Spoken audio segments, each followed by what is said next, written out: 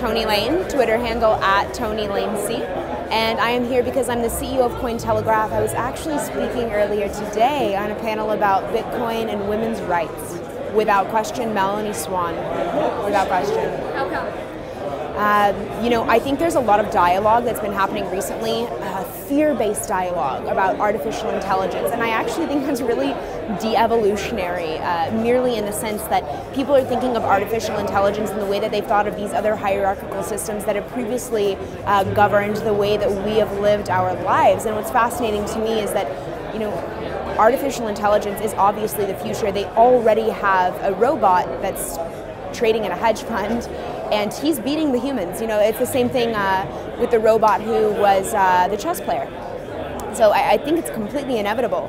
But what's fascinating to me is that a lot of people aren't thinking of these systems in a way that is decentralized, i.e. they're thinking that there will be a group of computers that will meld together the summation of all human consciousness that has ever been or ever will exist, so that one computer will have all of the information, not only of all of the knowledge that's been created by past humans, but of all of the information that's being created on a day-to-day basis by people, and thus that will create a super consciousness that will be more intelligent than the sum of all life on Earth, because it will encompass life on Earth. Now, that kind of a philosophy just empirically posits that the system would in and of itself be centralized. And she was speaking on, amongst so many things, biological systems and artificial intelligence and essentially uploading your brain into the blockchain. And I think that is inherently the principle of creating a holocratic or a totally decentralized system of artificial intelligence, which I think is the way to go for the future when we implement those systems.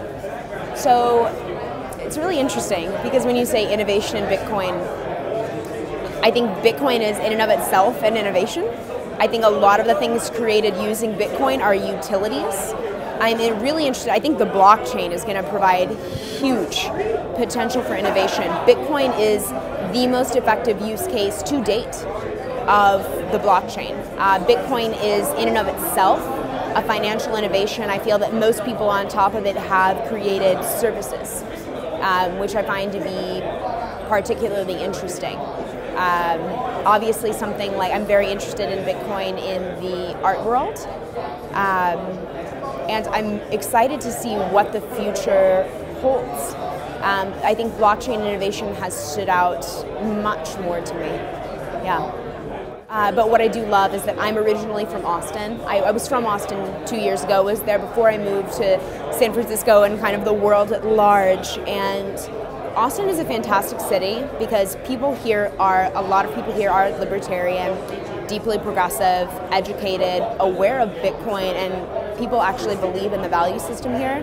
The great thing about Austin as well is that you can walk into a bar where you don't know anyone, and people they will say, share my table with me. I actually had someone the first night that I got here. I got in at 11:30, and a lot of things were closed. I went to go get a drink with my friend, and they had just closed the kitchen. I hadn't eaten in a day and a half, and the bartender actually went into his bag and got me a Cliff Bar and said, if you haven't eaten in a day and a half, I'm so sorry, I just don't know where the chef puts anything. I'd be happy to get you something here. He was like, I literally just went to Sam's Club and got a huge box of these.